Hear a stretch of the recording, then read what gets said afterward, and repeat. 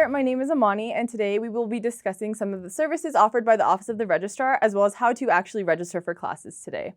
So the Office of the Registrar is responsible for keeping all of the academic classes, schedules, all your academic records, transcripts, verifications, things like that. Additionally, down the line, when you do file for graduation, you will file graduation through the Office of the Registrar. Their office is located in the Student Services Building on the second floor. The Office of the Registrar communicates with students primarily through e-mail, which can be accessed through a variety of different ways, including the university's homepage. On the Office of the Registrar's homepage, you'll notice the Students tab at the top.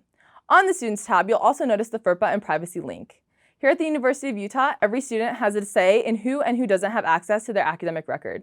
It's important you're updating this list so that way you can have parents or potential employers access your academic records when needed. Additionally, on the Office of the Registrar's homepage, you'll see a list of really important resources for all students here on campus, such as campus information services, class schedules, the academic calendar, and requests for permission codes. The academic calendar is really important for keeping track of dates like the add drop date, the withdraw date, as well as spring break and fall break. This is your CIS portal. It's kind of the home for all things student here at the U. Once again, UMail is the primary way the Office of the Registrar will communicate with you. I'll turn it over to Sam to give you a little bit of a run-through of what CIS can do for you. Hi everyone, my name is Sam. So as you can see on this profile, this is your CIS profile. You can change your different personal details, such as your preferred name. You can add contact details for those who you want to receive information for, and also add emergency contacts. Something awesome at the university is we do have something called campus alerts. So with campus alerts, if something happens on campus, you'll receive a text message alerting you of what's happening, and that way you can make sure to prepare yourself and be safe on campus. So now I'm going to talk a little bit about the My Degree dashboard tile on your CIS. So as you can see, when you click on the My Degree dashboard tile, this audit will come up. An audit is a really awesome thing that the university provides for you. So basically what you can do is you can run an audit for any major or minor. You don't have to be declared in it to run one. You just have to be interested and to see what you're going to have to do to complete that major. So in this example, you can see that the student ran an audit for the chemistry with a geology emphasis. So this student can see their GPA, the different class requirements, and how close they are to completing that degree. So if you are an undeclared student, you can go ahead and see your, all the different requirements for possible degrees that you are interested in. And also if you are looking to like double major or something, you can look at the different degree options and what requirements you have to do. Something really awesome also on the audit page is if you do scroll down, you can actually see all the required classes, what you have in progress, what you've already completed, or what you have unfulfilled in each major, minor, or emphases. So if you go back to your CIS homepage, you'll see here on the academic records that you can actually view an unofficial transcript. So if you are applying for a scholarship through the university, they will actually want you to submit a transcript. So this is where you'll go to view that unofficial transcript, and you'll be able to send that to different jobs, scholarships, or any other services that will want you to do that.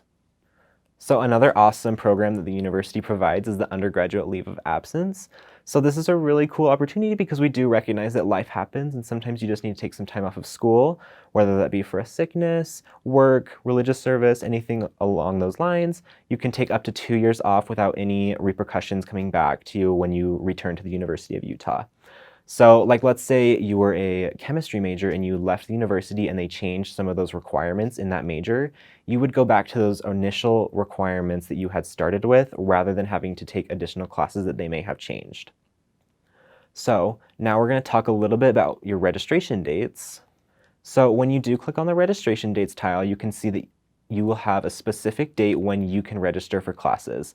This is really important to pay attention to because everyone will have a different date and a different time. You might know someone that will have their time on March 20th at 10 a.m., but yours might be at 9:55 a.m. So you just want to make sure that you are checking that before the actual registration and that you get that taken care of. So if you actually head back to your CIS homepage, you'll see this task tile. And under this task tile, it will tell you different to-do items and holds. You want to make sure that you have those holds completed, otherwise it won't let you register for classes for the next semester. So now I'm going to hand it off to Brenda, and she's going to talk to you about registering for classes. Okay, hi, my name is Brenda, and we're going to be talking about how to create your class schedule for the semester. So each semester, once you're getting ready to pick your classes, you're going to want to look at the class schedule, which is available at registrar.utah.edu. So when you're viewing the class schedule, it's important to keep in mind that the schedule that you're looking at is only specific for that semester, because the classes available for each semester will change depending on the professors and the locations. So once you look through the class schedule, you'll be ready to add your classes, and you'll be going on CIS under the registration tab, and you'll click add class, and under that tab you're going to click at the very bottom where it says schedule builder, and once you open up schedule builder, this is the first screen that you'll be looking at, and this essentially gives you the option to switch around things in your own way and to personalize your schedule. So you can add courses, you can add breaks, but you can also mess around with the settings, and each setting allows you to change like terms or all the locations that you want to have classes in, or like stuff like that. It'll just like give you the option to switch those around to your personalized way. And once you do that, like I said, you have the option to add courses and breaks, which are the main two things that we'll be working on here on Schedule Builder. And once you add up all your courses, you do not have to worry about times or anything or professors. You're just going to add the classes that you know you have to take this semester. So once you add all of those in, you can also think about all the breaks that you need. So for example, if you have any homework time that you must have allotted for the week, you will enter that in with the days and the times specific to that. And also if you have a job, you can add that in, or anything that you know will be constant throughout your week that you can't have classes during. You will add that into the breaks. So once you do that, you're going to click generate schedules. So once you have generated your schedules, they will appear in a list for you, and you can browse through each of them. And something to keep in mind is that the more specific that you are with Schedule Builder, the more specific Schedule Builder will be with creating all of the schedules that are potentially for you. So for example, this student has only been generated with 5 schedules because they were very specific with the timing and all of the things that they have to do throughout the week. So that Schedule Builder can generate those more specific and personalized for you.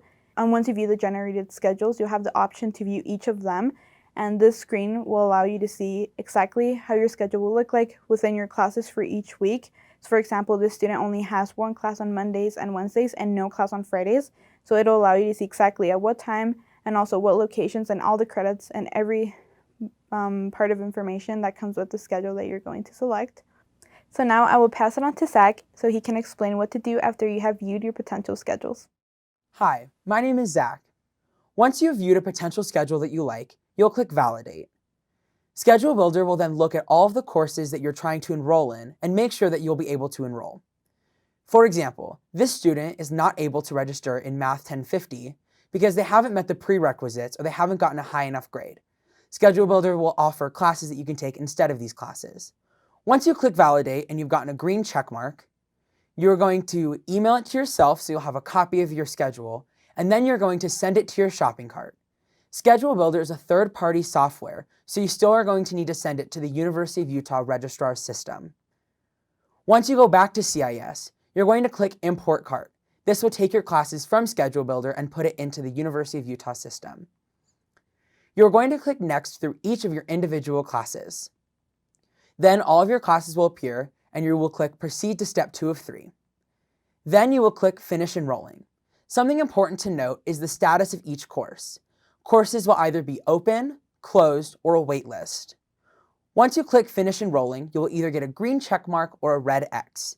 If you get a green check mark, it means that you are enrolled in the class and you have a seat. If you get a red X, it could be for a number of reasons, so make sure you read the description and try again. Waitlisting for your classes sounds like it'll be scary, but according to the Office of the Registrar, 83% of students get off waitlists and put into classes. If you are signing up for a waitlist, make sure that you click the waitlist box and leave that time slot open in your schedule.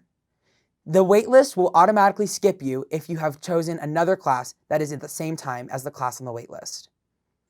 Another awesome feature while registering for classes is the ability to buy your textbooks online. Make sure you watch out for that link and use it, and it'll redirect you to the campus store so you can buy your textbooks without having to go into the store. Make sure you follow the University of Utah Registrar on social media. They'll tweet out important dates like spring break, fall break, but they'll also tweet out when the last day to drop and withdraw from your classes are. If you have any questions, feel free to contact the Office of the Registrar at registrar.utah.edu. Thanks for watching.